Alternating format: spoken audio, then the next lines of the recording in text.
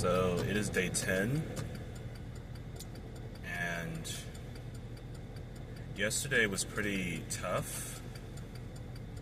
I felt it wasn't too bad. There were some urges that came up, but that's because I was inside most of the day. And this is why I say it's important that you get out, you exercise, you hang out with a friend, go to an event, go hiking or something.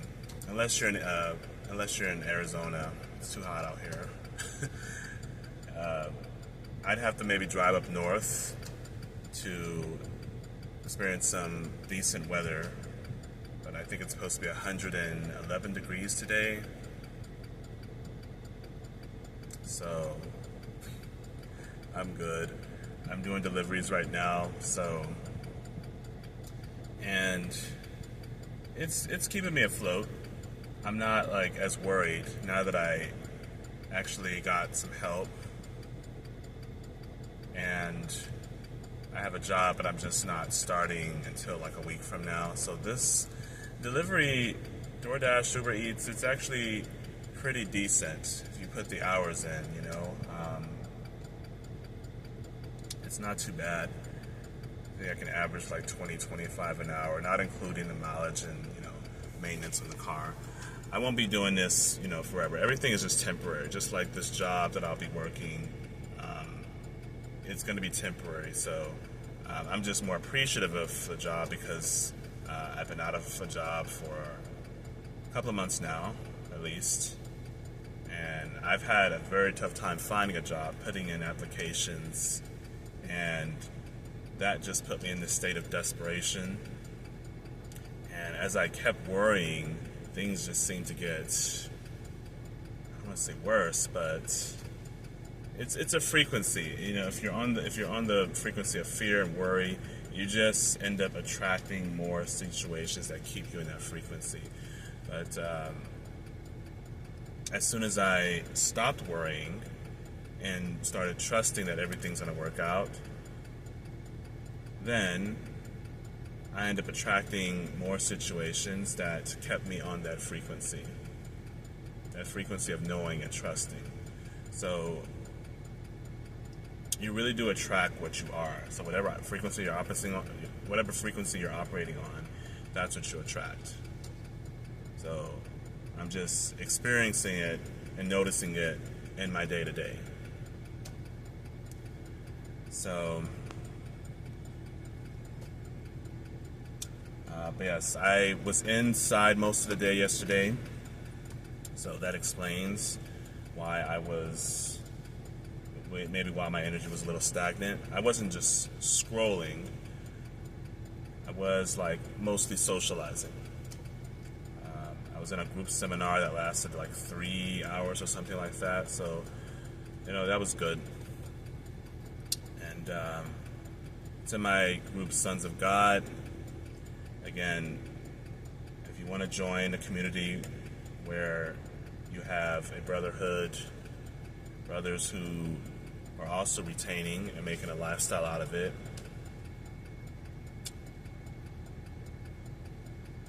it's definitely helped me overcome lust. I stopped looking at porn and lusting, and all the PMO activity has come to a halt. And I feel like I have more discipline to retain. And, there's that saying that, you are who you surround yourself with. So since you're going to be surrounded by men of a different caliber, I want to say maybe 1% of the men who are actually making a lifestyle out of retaining, you'll have no choice but to become more disciplined in that. So, join the community, get involved, get active, and, it's a great way to bond with other men who not just only focus on retention, but we also just talk about masculinity and what it means to operate more in your masculine frame and to take more accountability and responsibility of of your life and just getting out of victimhood. So you learn to become a disciplined man, a man of value, a man who has control over his emotions and his urges. And that's one of the things I've learned on retention. It's just emotional mastery. It's a part of it. As well as good dieting, getting stronger, knowing how to defend yourself, just all the things that masculinity embodies. So yeah, it's a great community. And today is day 10. I'm not sure what I'm going to do at the end of the 30 days. I don't know if I want to reward myself with something. I don't need a reward system, but just knowing that I've gotten to 30 days without releasing is the accomplishment itself for me. I mean, I've gone longer than that, but I would like to get back to those longer streaks. And you're going to be tested. Getting past the first few weeks, I think it's like the first phase. I think retention goes, it happens in these phases. First phase is getting past the first 2 to 4 weeks. I think that's phase 1. And after that, after about 40 days for me is when it started to be smooth sailing. I was used to the urges. And I probably was fighting them, some of them honestly, but whenever I had an urge, I just got up and took a walk, took a cold shower. I just did something instead of just sit there. But one tool that's really underrated is having some sort of breathing practice. That is actually really helpful. And I don't do it enough, but that's something that will really help. But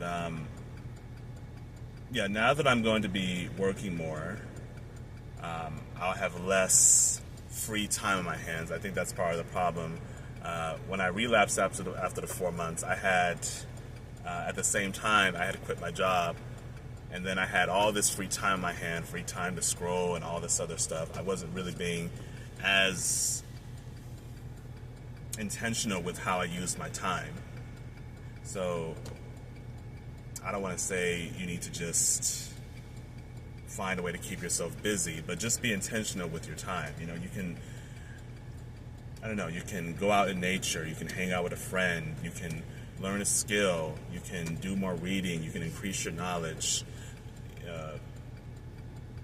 learn a martial arts, spend more time in the gym, or just do more of the things. You don't have to do more, but you can focus on doing a few things and doing them really well, and putting more time into the things that are important to you, instead of just filling your time with a bunch of BS that doesn't add any value to your life.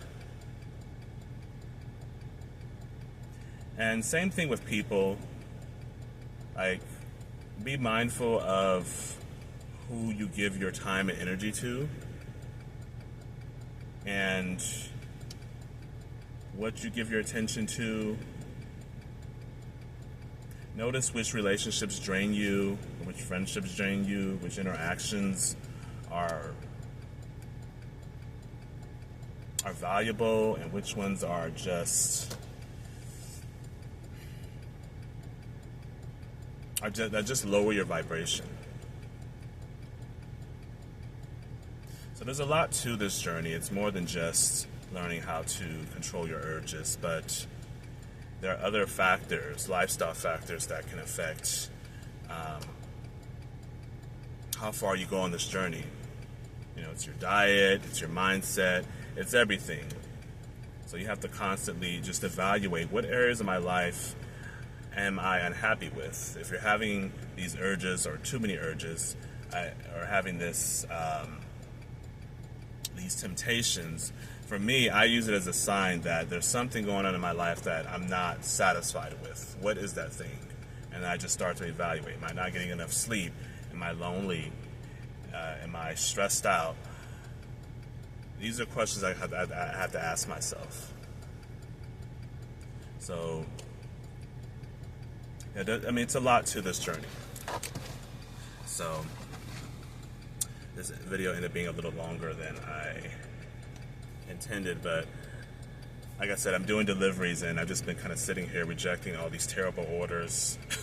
So, but DoorDash, Uber Eats is what I'm doing, and it's pretty decent. Like, I'm not worried, and if I put in the time, I know that I can make enough money to take care of my basic needs. And because I've become such a minimalist, I don't really require a whole lot. I guess you could say I'm low maintenance, but when I say that, I know some people will feel some type of way. Because I remember saying that to like a family member, and they thought that I was hinting that they were high maintenance, and that was not the case. So maybe low maintenance was not the right terminology to use, but I just learned to live with less. So it's helped me just become more appreciative. So I'll say that much.